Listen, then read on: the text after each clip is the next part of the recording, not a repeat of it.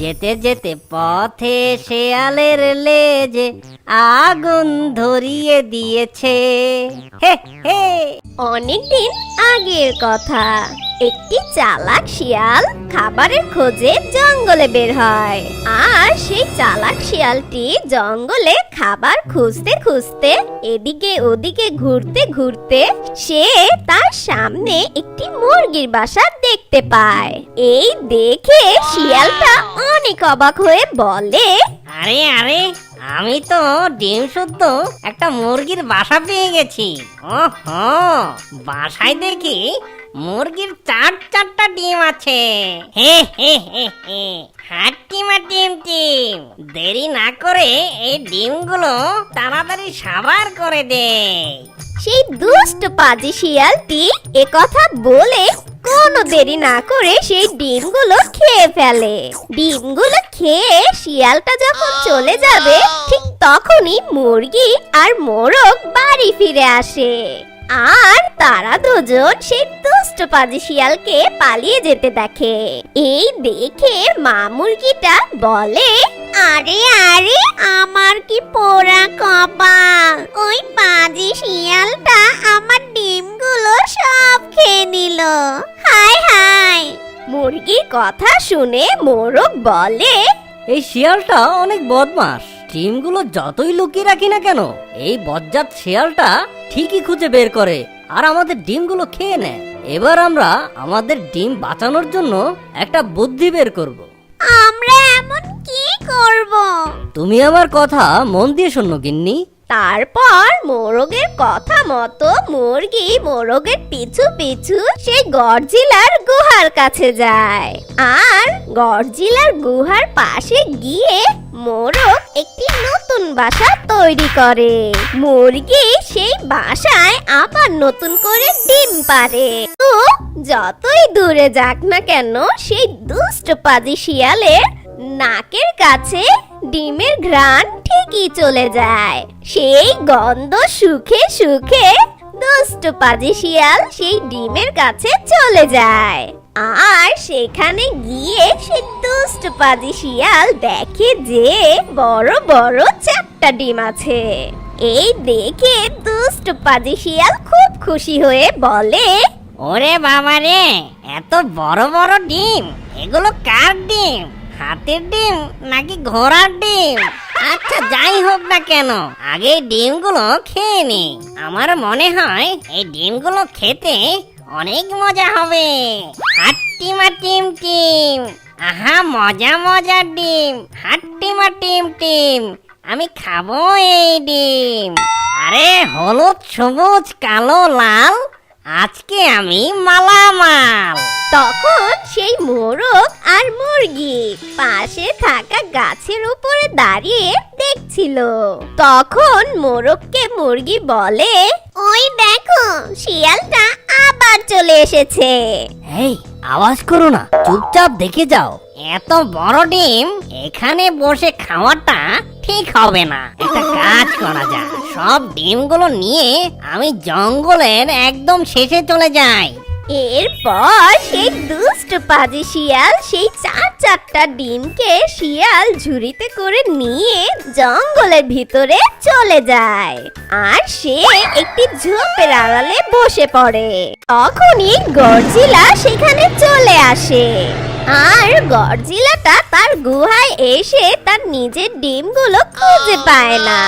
তখন বলে, কার এত বড় সাহস যে আমার ডিমগুলো নিয়ে যায়? জঙ্গলের যেথায় থাকুক না কেন, ওকে আমি খুঁজে বের করব। এ কথা বলেই গডজিলা চলে যায় জঙ্গলের ভিতরে। তার নিজের ডিমগুলো খুঁজতে লাগে।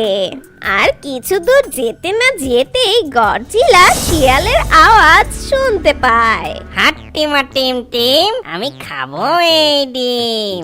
এখন আমি কোনটা খাবো? বড় খাবো না ছোট খাবো, নাকি সবই খাবো? এরপর সেই দুষ্ট পাজি শিয়াল সেই ডিমগুলো চাটতে লাগে। আর ঠিক তখনই গডজিলা সেই দুষ্ট পাজি শিয়ালের পিছনে এসে দাঁড়িয়ে বলে, এই শিয়াল, আরে কে রে? আমার খাবার সময় ডিস্টার্ব করতে এনি, আগে ডিমগুলো খেতে দে, তারপর তোর সাথে কথা বলবো। এই বলে দুষ্ট শিয়াল যখন ডিমগুলো খেতেই যাবে, ঠিক তখনই গডজিলাটা সেই দুষ্ট পাজি শিয়ালকে কামড় দিয়ে উপরে উঠিয়ে নিচে ফেলে দেয়। ওরে বাবা রে, এত জোরে আমাকে কে আছাড় দিল রে? ওহো, আমার কোমরটা গেল রে। ওরে বাবা, এ দেখি গডজিলা। হ্যাঁ, আমি গডজিলা। তোর সাহস কি করে হলো আমার ডিম চুরি করার? ঠিক তখনই দুষ্ট পাজি শিয়াল গডজিলাকে দেখে সেখান থেকে দৌড়ে পালিয়ে যায়। তোর এত বড় সাহস! একে তো আমার ডিম চুরি করেছিস, আবার এখন পালিয়ে যাচ্ছিস। দাঁড়া, তোকে আমি মজা দেখাচ্ছি। এই বলে গডজিলাটা সেই শিয়ালের পিছু পিছু যেতে লাগে। Run. যেতে যেতে পথে সেই গডজিলা শিয়ালের লেজে আগুন ধরিয়ে দেয়।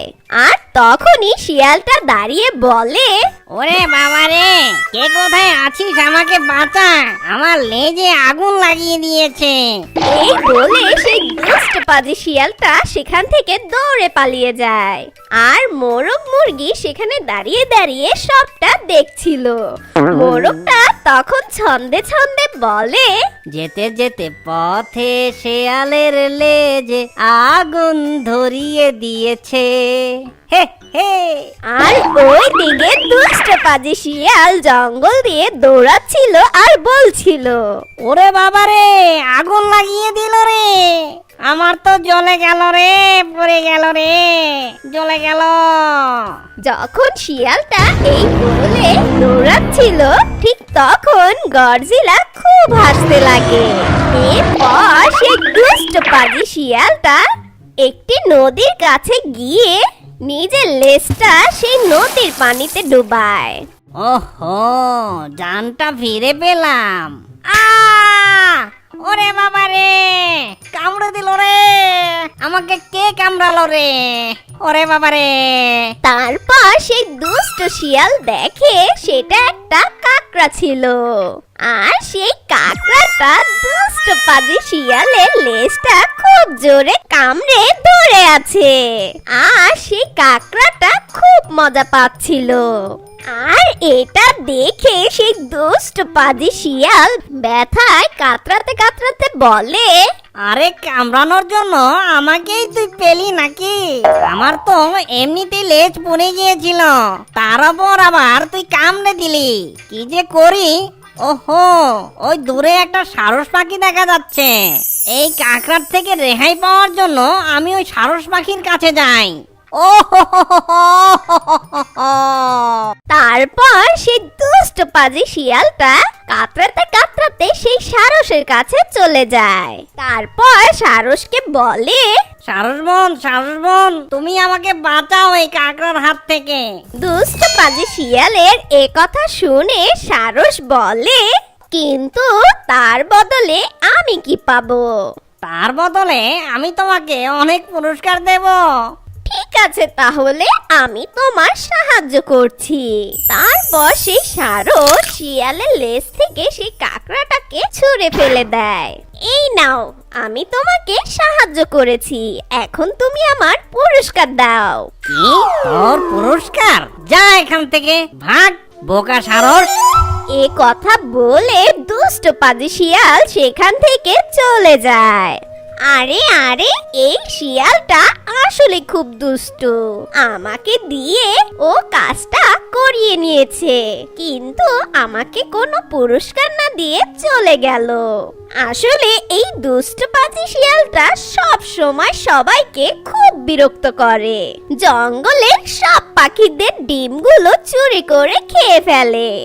আর আজকে কি না আমাকে পোল্টি দিয়ে চলে গেল, আর আমার পুরস্কারটাও দিল না। দুঃখ পেও না সারস বোন, পরে ঠিকই একটা সময় দেখবে ওই দুষ্ট পাজি শিয়াল উচিত শিক্ষা পেয়ে যাবে। আর দেখবে একদিন সুযোগ যদি আমরা পাই, ঠিক ওকে উচিত শিক্ষা দিয়ে দিব। চলো আমরা দুজন এখন চলে যাই।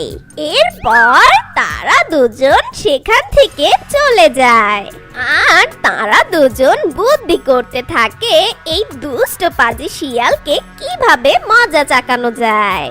আর ওই দিকে সেই মুরগি আবারও ডিম দেয় আর তারা সুখে শান্তিতে জীবন যাপন করতে থাকে। বন্ধুরা তাড়াতাড়ি এই চ্যানেলটাকে সাবস্ক্রাইব করে দাও। হে হে হে হে হে। আমার মতো আপনারাও দেখতে থাকুন যে ওরা আমার নাতিকে সাহায্য করার জন্য কেমন ফোন দিয়ে আটতে পারে। হে হে হে। আমাদের গল্প আজকে এই পর্যন্তই। বন্ধুরা সবাই ভালো থেকো, কেমন? ধন্যবাদ।